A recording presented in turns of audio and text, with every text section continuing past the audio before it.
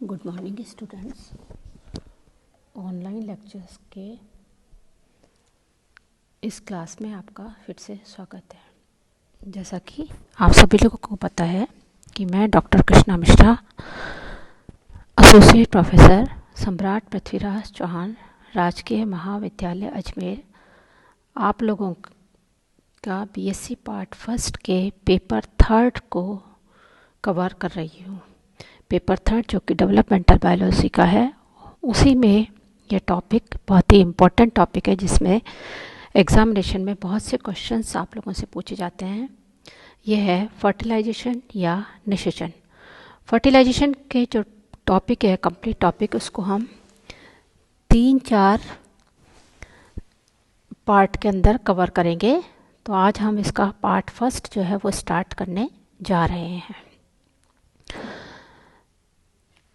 Fertilisation एक बहुत ही complex process है, यानी कि यह एक बहुत ही जटिल प्रक्रिया है जिसके अंदर मेल और फीमेल गैमेट्स का फ्यूज़न होता है। यानी कि मादा और नर जो गैमेट्स होते हैं वो आपस में फ्यूज़ होते हैं, उनका साइटोप्लाज्म जो है वो भी इसके साथ में फ्यूज़ होता है। फर्टिलाइजेशन की जो प्रारंभ है वो स्पर्म का एग के पास पहुंचने से होता है। यानी कि जब स्पर्म एग के समीप पहुंचता है तो फर्टिलाइजेशन जो है वो स्टार्ट होता है। और इसका जो अंत होता है, इस पूरी प्रक्रिया का अंत जो होता है वो एग और स्पर्म के जो प्रोन्यूक्लियाई हैं उनके फ्यूज़न के साथ होता है। यानी कि जब एग और स्पर्म के प्रोन्यूक्लियस जो हैं वो आपस में फ्यूज़ हो जाते हैं, उसके पश्चात इसका फर्टिलाइजेशन प्रोसेस जो होता है वो कंप्लीट होता है। इस तरीके से एक प्रोसेस जो है वो एक सीरीज ऑफ इवेंट्स के द्वारा कंप्लीट होता है। यानी कि इसके अंदर बहुत सी जो इवेंट्स हैं उनकी एक श्रृंखला जो है वो एक के बाद एक होती रहती है। इस श्रृंखला के द्वारा फर्टिलाइजेशन जो है उसमें 2 जो इंडिपेंडेंट फंक्शंस जो होते हैं वो पूरे होते हैं। यानी कि जो एम्ब्रियो है उसके डेवलपमेंट से पहले फर्टिलाइजेशन जो है उसके द्वारा 2 स्वतंत्र कार्य कंप्लीट किए जाते हैं। इसमें पहला काम है ओवम का एक्टिवेशन, यानी कि जो ओवम है वो उसकी सक्रियता, और दूसरा है एम्फीमिक्सिस। एम्फीमिक्सिस यानी कि उभय मिश्रण। अब सबसे पहले कि एक्टिवेशन में क्या होता है और एम्फीमिक्सिस में क्या होता है। सबसे पहले हम आएंगे activation. It involves the completion of second maturation division if not occurred earlier.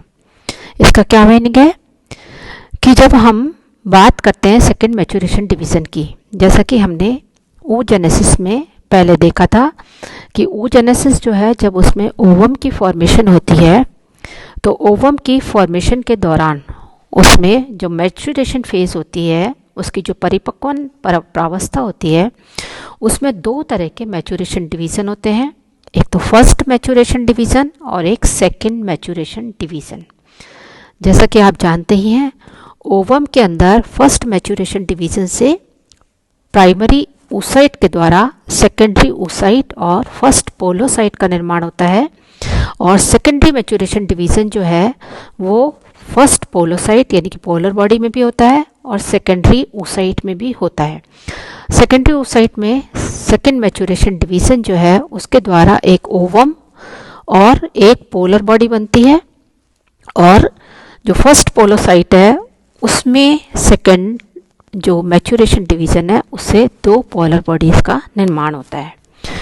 तो ये सेकेंड मैच्योरेशन डिवीज़न जो है कुछ स्पीशीज़ में तो स्पर्म के पास आने से पहले ही कंप्लीट हो जाता है, लेकिन ऐसी स्पीशीज़ जिनके अंदर सेकेंड मैच्योरेशन डिवीज़न यदि नहीं कंप्लीट हुआ होता है तो वो स्पर्म जैसे ही उसको एक्टिवेट करता है सेकेंडरी oocyte को, उसके बाद सेकेंड स्पर्म मैच्योरेशन डिवीज़न जो है वो कंप्लीट होता है। दूसरा काम जो एक्टिवेशन में इन्वॉल्व है वो है the egg cortex to form fertilization membrane outside the plasma membrane. यानी कि एग की जो प्लाज्मा मेम्ब्रेन है, ओवम की जो प्लाज्मा मेम्ब्रेन है, उसके जस्ट बाहर की तरफ फर्टिलाइजेशन मेम्ब्रेन की फॉर्मेशन जो है वो भी एक्टिवेशन के द्वारा ही होती है। जैसे ओवम एक्टिवेट होता है, उसके एक्टिवेशन के तुरंत बाद स्पर्म का जो मटेरियल, स्पर्म जो है वो एंटर होने लगता है। उसके तुरंत बाद ओवम की प्लाज्मा मेम्ब्रेन के बाहर की तरफ एक मेम्ब्रेन बन जाती है, एक झिल्ली का निर्माण होता है, जिसे कि फर्टिलाइजेशन मेम्ब्रेन कहते हैं। तीसरा जो एक्टिवेशन के अंदर इन्वॉल्व होता है वो है एग का cytoplasm. The egg cytoplasm to start various metabolic reactions. Egg का जो साइटोप्लाज्म है उसमें बहुत सी उपापचयी अभिक्रियाएं प्रारंभ हो जाती हैं। और fourth, the stimulation of mitosis for cleavage by contribution of sperm centriole to the egg. जब स्पर्म ओवम के अंदर एंटर करता है तो उसके साथ स्पर्म का जो सेंट्रियोल है, स्पर्म के अंदर दो सेंट्रियोल होते हैं, एक तो प्रॉक्सिमल सेंट्रियोल और एक होता है डिस्टल सेंट्रियोल। तो जब स्पर्म एंटर करता है तो जो उसका प्रॉक्सिमल सेंट्रियोल होता है, जो कि न्यूक्लियस के जस्ट पीछे की तरफ होता है, वो भी ओवम के अंदर एंटर होता है। और ये जो सेंट्रियोल होता है वो जब क्लीवेज स्टार्ट होती है तो वहाँ पर इस सेंट्रियोल के द्वारा, इस सेंट्रियोल के कंट्रीब्यूशन से माइटोसिस जो है वो स्टार्ट होता है।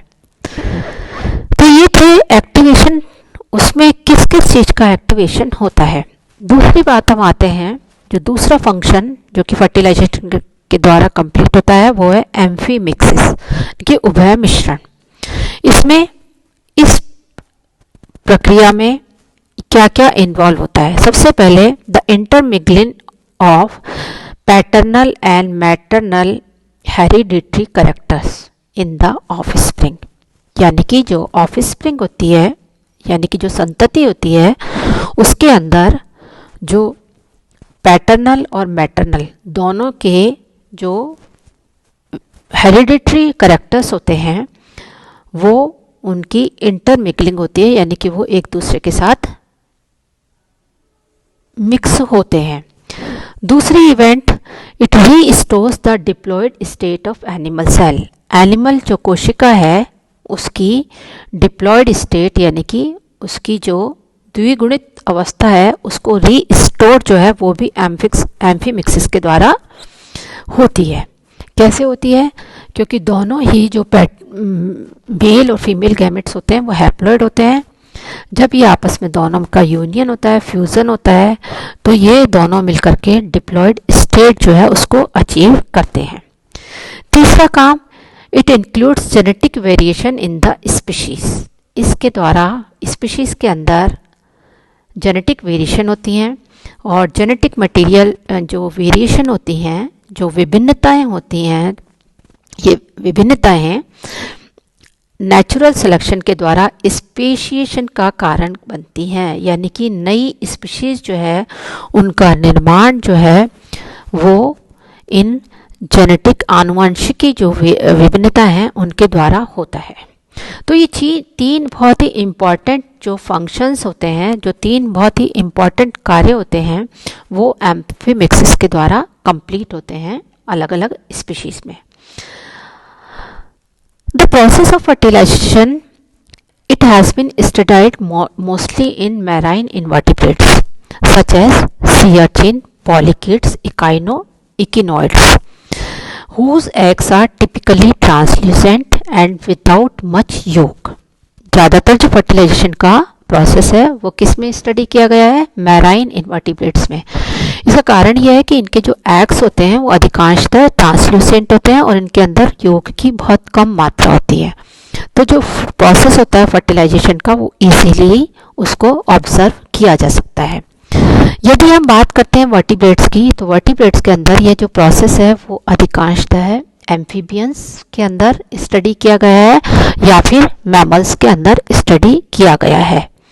एम्फीबियंस में इसलिए क्योंकि एम्फीबियंस जो है वो एनालिटिकल और एक्सपेरिमेंटल प्रोसीजर्स के लिए इजीली अवेलेबल होते हैं और सूटेबल होते हैं।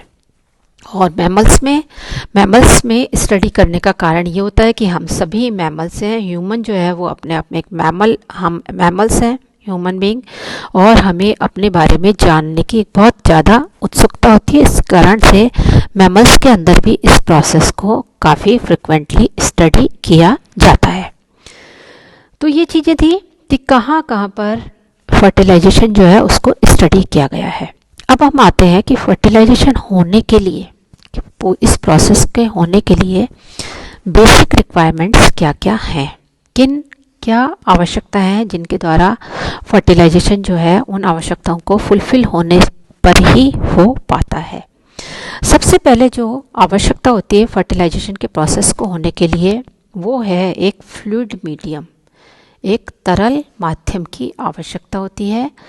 ये तरल माध्यम जो होता है वो समुद्र में रहने वाले जंतुओं के अंदर ये सी वाटर हो सकता है, सी एनिमल्स में सी वाटर होता है मैराइन फॉर्म्स के अंदर, और जो फ्रेश वाटर फॉर्म्स होती हैं जो कि उनके अंदर यह फ्रेश वाटर हो सकता है। जबकि ऐसे एनिमल्स जिनके अंदर इंटरनल फर्टिलाइजेशन होता है वहाँ पर जो कि विविपेरस एनिमल्स होते हैं उनमें इस माध्यम का काम जो है वो शरीर का जो फ्लूइड होता है, शरीर का जो द्रव्य होता है वो इस माध्यम का काम करता है। दूसरी जो इम्पोर्टेंट बात होती है वो है एग और स्पर्म का लाइफ स्पॉन, यानी कि उनका जीवन काल जो है ये भी एक बहुत इम्पॉर्टेंट पॉइंट होता है फर्टिलाइजेशन के प्रोसेस को कंप्लीट होने के लिए या उसके रिक्वायरमेंट के लिए। आप सभी जानते हैं कि इस मैच्योर एग्स जो होते हैं वो क्विकली ओवर राइप हो जाते हैं, बहुत जल्दी ही वो राइप हो जाते हैं, परिपक्व हो जाते हैं। तो इनके अंदर इनको एक्टिवेट करने के लिए तुरंत स्पर्म का होना बहुत ज़रूरी होता है। जैसे ही एग बने उसके कुछ समय के अंदर ही इनका एक्टिवेशन हो जाना चाहिए, अदरवाइज ये ओवर राइप होकर के ये डिस्ट्रॉय हो जाते हैं। जहाँ ऐसे एनिमल्स जिनके अंदर एग्स जो हैं वाटर में दिए जाते हैं, पानी में दिए जाते हैं, जैसे कि एक कुछ इन्वर्टिब्रेट्स फिशेस के अंदर, और दूसरा फिर एम्फीबियंस जहाँ पर भी इनमें भी एग्स जो हैं वो वाटर में दिए जाते हैं। तो ये सभी जो है यहाँ पर एग्स का जो फर्टिलाइजेशन जो है वो तुरंत होना चाहिए in comparison of those animals in which these are laid within the body of female, क्योंकि ऐसे एनिमल्स जिनके अंदर फीमेल की बॉडी के अंदर एग्स जो हैं वो दिए जाते हैं वहाँ पर जो एग्स का लाइफ स्पॉन है वो कंपैरेटिवली ज़्यादा होता है, जबकि वाटर के अंदर इनका लाइफ स्पॉन काफ़ी कम होता है। फॉर एग्जांपल यदि हम बात करें ह्यूमन एग्स की, तो ह्यूमन एग्स जो हैं उनको 24 आवर्स के अंदर अंदर उनका फर्टिलाइजेशन हो जाना चाहिए, यानी कि ये 24 आवर्स तक जीवित रहते हैं। जबकि जो दूसरा एनिमल्स इन्वर्टिब्रेट फिशेज और एम्फीबियंस जो कि पानी में अंडे देते हैं उनमें इतना अधिक लाइफ स्पॉन नहीं होता है, इनका जीवन काल बहुत छोटा होता है। एग की तरह ही स्पर्म जो है उनका भी लाइफ स्पॉन जो है काफ़ी कम होता है। कुछ स्पीशीज़ ऐसी होती हैं जहाँ पर कि लाइफ स्पॉन जो है बहुत ज़्यादा भी हो सकता है। जैसे कि बैट की कुछ स्पीशीज़ की हम बात करें तो वहाँ पर स्पर्म जो है वो फीमेल रिप्रोडक्टिव ट्रैक्ट के अंदर काफ़ी महीनों तक रह सकते हैं, विंटर्स के अंदर, यानी कि सर्दियों के टाइम ये काफ़ी लंबे समय तक रह सकते हैं। इस दौरान हाइबरनेशन में स्पर्म जो है वो जीवित रहते हैं। ह्यूमन स्पर्म जो है वो भी फीमेल जेनाइटल ट्रैक्ट के अंदर करीब 24 आवर्स तक जीवित रह सकते हैं। तीसरी जो आवश्यकता है स्पर्म फर्टिलाइजेशन को होने के लिए वो है कि प्रोबेबिलिटी ऑफ फर्टिलाइजेशन उस समय इंक्रीज हो जाती है जबकि नंबर ऑफ स्पर्म जो है वो एग के कंपैरिजन में काफ़ी अधिक हो। और ये नंबर ऑफ स्पर्म की यदि हम बात करें तो in mammals a single ejaculation में range from 0.05 ml, in bat it is 2 ml, in rat 3 ml, in man to 500 ml in bore containing 6 million 2 to 5 million 1 million cells per microliters respectively। यानी कि एक single ejaculation में इन species के अंदर इतने अधिक sperm जो है वो उपस्थित होते हैं। तो ये था बेसिक चीज़ें जो कि हमने स्पर्मेटोजेनेसिस फर्टिलाइजेशन के बारे में हम लोगों ने जानी। अब हम शुरू करेंगे फर्टिलाइजेशन का बहुत ही इम्पॉर्टेंट इशू जो कि है मैकेनिज्म ऑफ फर्टिलाइजेशन।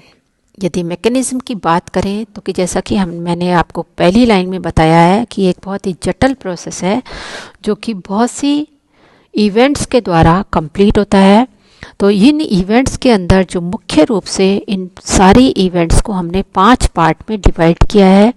इसमें सबसे पहला है एनकाउंटर ऑफ स्पर्मेटोजोआ एंड ओवा, second is capacitation and contact, third one is acrosome reaction and penetration, fourth is activation of ovum, and fifth one is migration of pronuclei and amphimixis।